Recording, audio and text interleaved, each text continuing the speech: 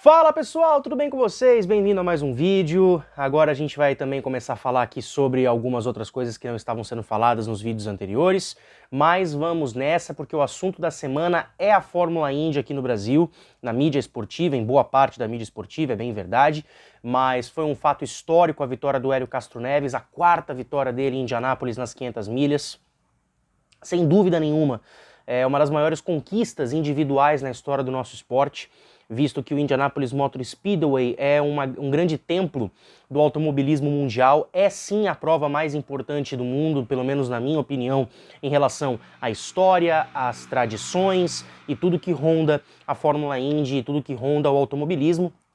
Assim como o próprio GP de Mônaco, as 24 horas de Le Mans, que são provas históricas, mas as 500 milhas de Indianápolis existem aí desde a década de 1910, então são provas realmente importantíssimas. Na edição de 2021, muitas coisas foram engraçadas, se assim a gente pode dizer, porque nós tivemos Scott Dixon largando na pole position e tido como um dos grandes favoritos à prova. Eu acho que 7 em cada 10 pessoas colocavam o Dixon como um dos favoritos à prova, e ele simplesmente teve um desempenho fantástico nos treinos, liderando treinos livres, liderando o Carb Day, fazendo a pole no Pole Day, andando muitas vezes às velocidades acima das 233 milhas, poucos pilotos conseguiram isso e ele foi um deles. O Tony Kanaan também do Brasil, companheiro do Dixon na Ganassi, com 48, teve uma possibilidade muito grande, liderou um dos treinos livres durante a semana anterior à classificação e era tido como um dos grandes candidatos, tinha uma das melhores médias de velocidade dos treinos. A Penske estava muito abaixo daquilo que podia correr, o Power não ameaçou em momento nenhum, ele só liderou um dos treinos livres, mas foi um dos primeiros treinos, quando as equipes ainda estão achando o melhor ritmo do seu carro, acertando melhor os equipamentos. Quais outros pilotos a gente também pode destacar? A Carpenter. A Carpenter, quando o negócio é em Indianápolis, quando o negócio é a corrida em oval, a Carpenter sempre vai ter uma vantagem a mais, porque o Ed Carpenter, além de ser um bom acertador de carros, ele também é um grande piloto em ovais, e ele tem ao lado dele o Rinus VeeKay. E o VeeKay se mostrou um piloto muito completo, porque largou na terceira colocação em Indianápolis, liderou a stint de prova, e ainda por cima já ganhou corrida nessa temporada no GP de Indianápolis, ou seja, se mostra um piloto muito competente aí para a equipe da Carpenter. A McLaren também teve um desempenho até ok, mas o fato do motor Chevrolet estar muito atrás do Honda foi algo que meio que atrapalhou um pouco a estratégia deles, porque a McLaren tem sim carro para brigar lá na frente, visto que o Pato Ward ganhou um dos GPs do Texas, né, a segunda corrida do oval do Texas, a primeira quem levou foi o Dixon. E o que mais se destacou nos treinos livres foram duas coisas. Primeiro, essa falta de ritmo da Penske, né? Newgarden, McLaughlin, Power, Pagenaud, os 4 pilotos não andando tudo aquilo que o carro pode andar. E aí vem a questão da Chevrolet e da Honda. A Honda alcançando as melhores velocidades, tendo os melhores acertos, estando em equipes de ponta que com possibilidade de vitória como a Ganassi, como a Andretti também, porque a Andretti também teve seu momento de brilho durante os treinos, principalmente com o Alexander Rossi, que conseguia ter as melhores velocidades fora do vácuo, e o Colton Herta, que foi melhorando a partir de quinta-feira, na semana da definição da pole position, tivemos o pole day no domingo, mas desde quinta que o Colton Herta veio com um bom desempenho. O Graham Rahal também, com a Rahal Letterman Lanigan, teve um ótimo desempenho, tinha carro para brigar pela vitória, só que no fim das contas quem anotou a pole foi o Scott Dixon. Como eu falei para vocês, ele era um dos preteridos, um dos grandes favoritos à prova, e teve uma velocidade incrível na sua volta de qualificação. Tivemos uma média de idade bem jovem também, embora o Dixon tenha aí seus quase 40 anos de idade, se eu não me engano ele tem 38 ou 39, mas tivemos o Colton Herta em segundo, tivemos o Rinus VeeKay em terceiro, então isso baixou a média de idade da primeira fila de Indianápolis, o que é um fator muito legal, porque a gente está vendo a nossa new generation da Fórmula Indy com grandes nomes, VeeKay, o próprio Colton Herta, Alex Palou, enfim, o Palou, aliás, é assunto para daqui a pouco, porque o Palou ele bateu no treino de sábado, e recuperar o carro de sábado para domingo, né, do primeiro classificatório para o Fast 9, já que ele ficou entre os 9 primeiros, é uma missão um pouco complicada. Então, o Palou não tinha a obrigação de fazer um grande tempo para largar na frente, largou entre os 9 primeiros, que em Indianápolis é o suficiente, visto que Hélio Castro Neves saiu da 8ª colocação. E aí eu destaco o trabalho do Elinho, porque foi muito importante durante a semana ele conhecer a equipe. Um detalhe que poucas pessoas sabem é que na estreia da temporada no Alabama, quando só o Jack Harvey estava correndo para Meyer Shank, o Hélio não tinha a obrigação de ir até o autódromo para ver a corrida, mas ele por conta própria foi de onde ele mora, se não me engano, acho que é na Flórida, e foi para o Alabama para acompanhar a corrida, para conhecer os mecânicos, conhecer os engenheiros, conhecer a equipe como um todo, num dia de corrida, que é muito importante. E o Hélio começou a trabalhar na segunda-feira, no primeiro treino livre de todos que teve em Indianápolis, depois do GP, que foi num sábado. E ele destacou isso durante a semana nas entrevistas e vídeos que ele mandava aqui para a imprensa do Brasil, destacando esse fator de que ele estava conhecendo o carro, estava conhecendo como que cada mecânico trabalhava, como era o relacionamento dele com o engenheiro, como que o Mike Shank trabalhava. Vamos lembrar que a Meyer Shank tem aí uma base da equipe Andretti, né? Então tem aí já um intercâmbio entre as equipes, ele não conhecia absolutamente ninguém, então ele teve que pegar ritmo com tudo isso, né? Treinou poucos pitstops, porque nunca fez nenhuma prova pela Meyer Shank. Ele fez algumas provas pela Arrow McLaren no ano passado, mas nada comparado com o que veio esse ano com a Meyer Shank. Vamos lembrar que o Hélio tem um acordo de 6 corridas nessa temporada, e a primeira já foi na Indy 500 e logo com a vitória, né? Mas durante a corrida, a gente percebe que você não tem que, assim, isso é uma máxima do circuito oval. Você não tem que liderar todas as voltas. Você não tem que gastar o seu equipamento para poder chegar na frente e ganhar a corrida. Não, muito pelo contrário. Corrida em oval, e especialmente em Indianápolis, você tem que estar no lugar certo, na hora certa, no momento certo.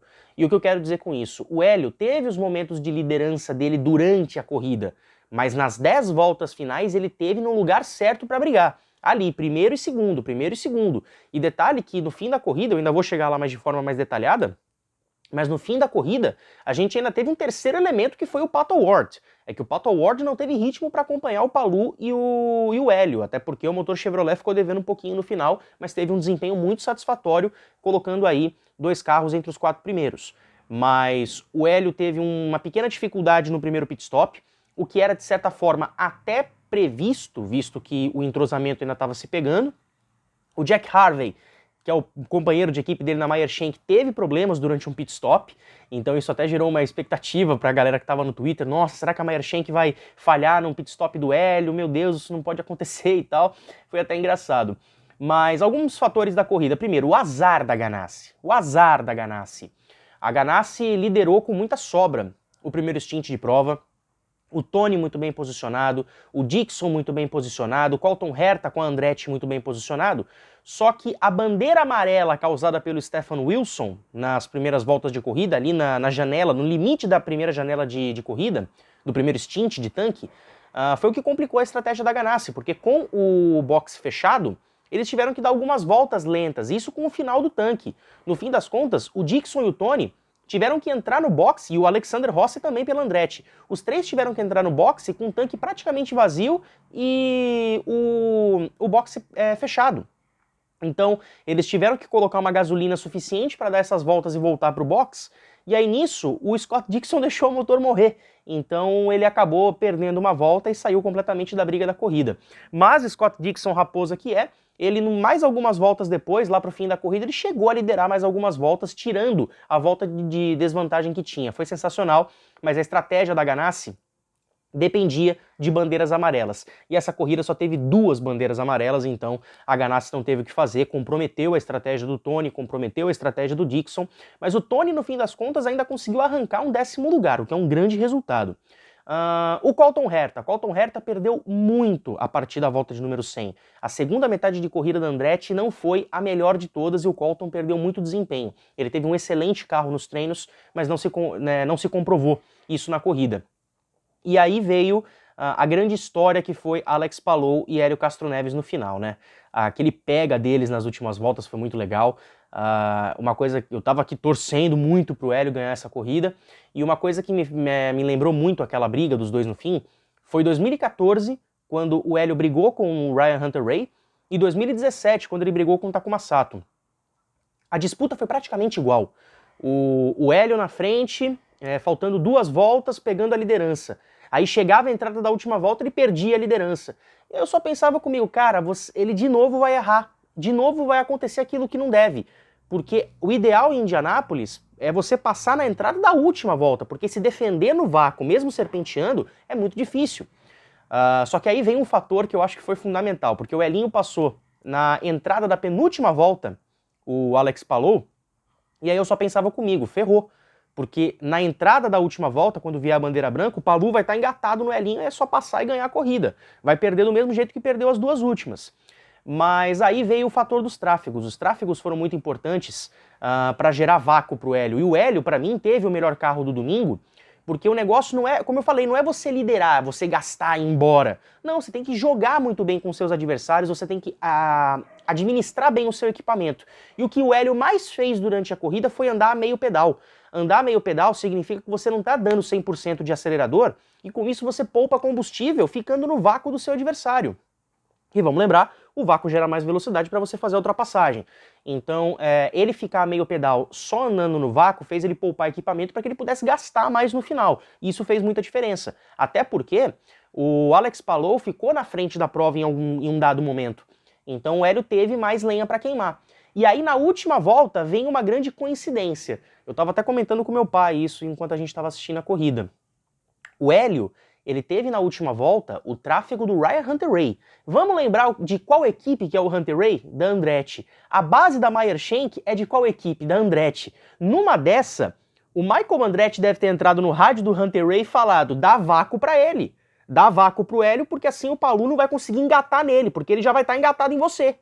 Então eu acho que o Ryan Hunter-Reay foi o grande fator da corrida, dando o vácuo pro Elinho na última volta e o Elinho conquistando essa quarta vitória, que com certeza é uma das maiores vitórias do automobilismo brasileiro, ele se juntando a Wanser, a Rick Mears, se juntando também, meu Deus, de quem é o quarto? Eu sempre esqueço quem é o quarto elemento aqui, AJ Foyt, claro. Vamos lembrar que o AJ Foyt tem 5 conquistas, né? Porque são 4 como piloto e 1 como chefe de equipe em 1999 com o Kenny Brack. E foi uma vitória muito emocionante. Ver o Elinho subindo a grade foi sensacional. Com isso, gente, o Brasil agora tem 8 vitórias nas 500 milhas de Indianápolis. 89 e 93 com o Emerson, 2003 com o Gil de Ferran, 2013 com o Tony Canaan, 2001, 2, 9 e 2021 com o Hélio Castro Neves, tetracampeão da maior corrida do mundo. Então, pessoal, é isso. E vale lembrar, o Brasil é o país com mais vitórias nas 500 milhas de Indianápolis, além dos Estados Unidos. O país que vem em segundo, aliás, os países que vêm na segunda colocação, Inglaterra, Escócia e França, com 4 conquistas cada uma. E com isso, o Brasil realmente se mostra como um grande país no automobilismo norte-americano quando se fala de Fórmula Indy. Então é isso, pessoal. Não deixa de se inscrever aqui no canal, vai aqui embaixo, dá o like que é muito importante e deixa o seu comentário, o que você achou da vitória do Hélio Castro Neves, o que você acha da atuação dos brasileiros em 500 milhas. Vale lembrar também que o Pietro Fittipaldi chegou na 25ª colocação, ele foi o rookie com melhor posição de largada em 13º, mas a estratégia da Dale Coyne não foi das melhores e ele finalizou lá em 25º. Aliás, você vai ver mais um vídeo aqui no canal com algumas estatísticas das 500 milhas que eu vou trazer aqui para vocês, beleza? Mas por hora é isso, valeu, falou!